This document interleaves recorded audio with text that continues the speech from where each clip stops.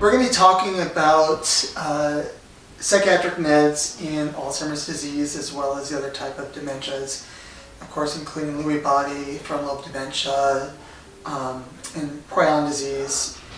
So a lot of this is off-label use.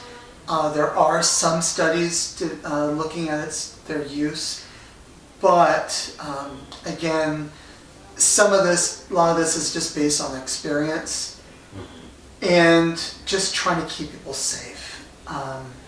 And so, of course, this is for more entertainment, informational purposes. It is, of course, a lot of this is not peer-reviewed and is common practice, but not, perfect. Great. So, yeah. This is more, how do we keep someone safe, and how do we keep people from needing restraints? So, and we're going to span from early disease to more advanced disease. So, great. Yeah. So in the early disease, somebody's diagnosed with dementia. They're going to their doctor. They're curious about medications. What are some of the options that they're going to have? So early disease, we try to not use things, of course, sedating. Generally, early disease, these patients are generally safe in their own home. What we're trying to do is stave off or slow the initial progression of the disease so they can stay at home or in a less restrictive environment. And so these drugs, actually I should probably talk about, there is some new drugs given IV, lacunab, if I can say it right. For the purpose of this discussion, this one doesn't really fit, but it's given in a hospital or a large clinic setting, and there's a whole process to it where these drugs will decrease the amyloid levels in the brain, but realistically decreasing amyloid levels does not correspond to a huge improvement in the disease process of Alzheimer's disease. The problem with these drugs is people need to have testing, including MRI before and after. It's really a multidisciplinary approach to these drugs. So these are not something that you'll get in your doctor's office. Okay. So, and those are medications that just came out within the last year or two? Last 2 years. They were just FDA-approved. Mm-hmm. There's a lot of debate in their use. So they're not widespread, and they likely won't be. I wish they were more effective, but they're just not. What are the more common drugs that the PCP is going to offer when you go into the clinic? So the most common ones being cholinesterase inhibitors. These are drugs like Aricept, Namenda, rivastigmine. So with someone with early disease, these will be prescribed. And the idea is the end result of the dementia is unchanged. And so what we're trying to do is slow the initial disease progression. So again, like I said earlier, we're trying to keep someone in their own home rather than having to go to memory care or assisted living as quickly. Or we're trying to keep them into assisted living, and then we're trying to stave off memory care. But the end result is exactly the same. Overall, these are somewhat failed drugs. I wish they did more. There's some evidence too that we'll use rivastigmine for some patients, especially with Parkinson's disease, Lewy body disease. This can help someone with symptoms and agitation. Hard to say exactly how effective it is. So. Okay. Are there any side effects with these medications or any risks by taking these? So the main risk is, there is an increased risk of falling, as well as things like nausea, vomiting, dizziness, sometimes some hypotension. The side effects are usually not terrible. These are generally well tolerated. Okay. But if someone is dizzy all the time, oftentimes you just have to get rid of it. So. And what would be the duration that somebody would take this medication? Is this till end of life, or is it something that's only done for a period of time? There's kind of a debate on that one. Oftentimes, we will keep these drugs from early disease to end of life disease. Generally, sometimes I try to decrease what we call polypharmacy, the amount of drugs people have to take on a daily basis. So once we're at end stage disease and I'm using some drugs that are bigger hitters, so to speak, I'll try to taper them off of these drugs. Okay. Yeah, that makes sense. Yeah. But there's no rule of thumb. They can be on to the end too. So. Okay. What are some of the maybe alternative drugs used? So maybe they're having some behaviors, maybe they are in an assisted living at this point, still using your common PCP in the community. Yeah.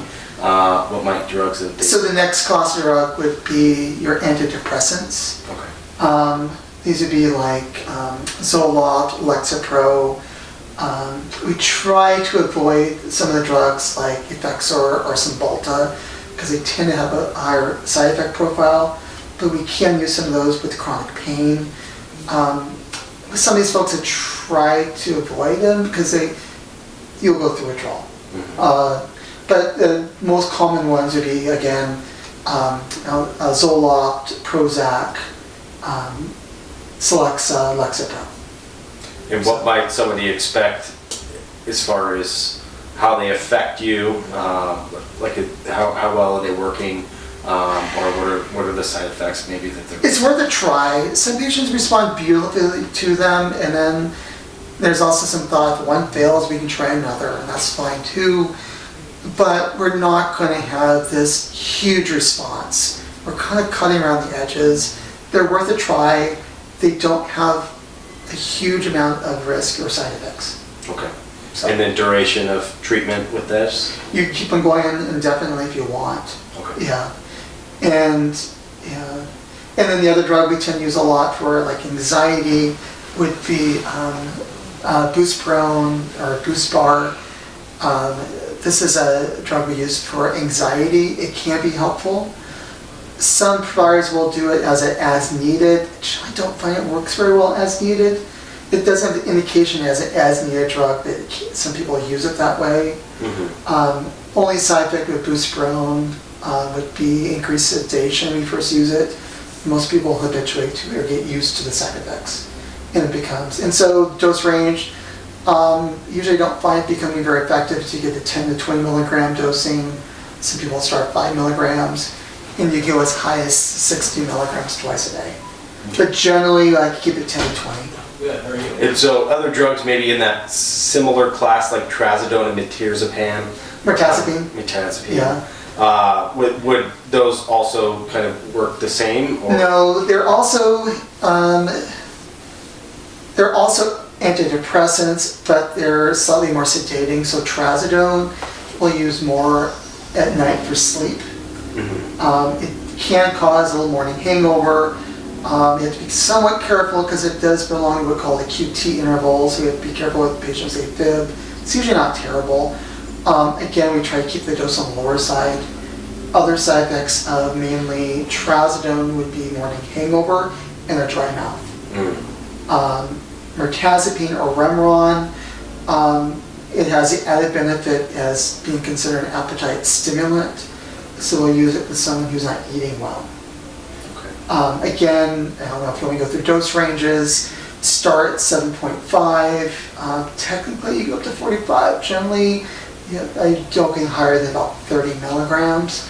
As you go higher in the dose, you get more side effects. Most commonly, dosing is about 15 milligrams a night. Trazodone, go back to trazodone, you can also order that twice a day if you want. So if we're reviewing just all these drugs that we've talked about a little bit, how would we know what category someone might need one of these versus the other? Is it just where they're at in the progression of the disease? What would be an indicator? What symptoms are they having? Are they having more anxiety? We would generally find with people with early disease, they get really anxious because they know they're losing it, but they can't do anything about it. And they get really scared and anxious. It's a really hard time for them. Yeah. And so these are the times we usually will throw some amounts of antidepressants, see if it'll help. Yeah. Or give them some Buspirone, see if that helps. These are patients who are generally not behavioral. They're just having mild anxiety. Yeah. And then So a lot of times what we're going to see too is like sundowning that gets brought up. that's a different story. And severe down, we'll get into those drugs later. Okay. But, and then also. So if we're at that point of sundowning, none of these drugs would realistically. Not really. They're Okay. not big hitters. Trazodone is more sedating, so you might be able to sedate them with it. But you look like trazodone and Remeron, mirtazapine. These are good for insomnia too. Mhm. So if someone they're having a hard time sleeping, because that's one of the biggest problems, complaints with dementia patients, because the dementia damages a part of the brain that controls the circadian rhythm. So that gets off.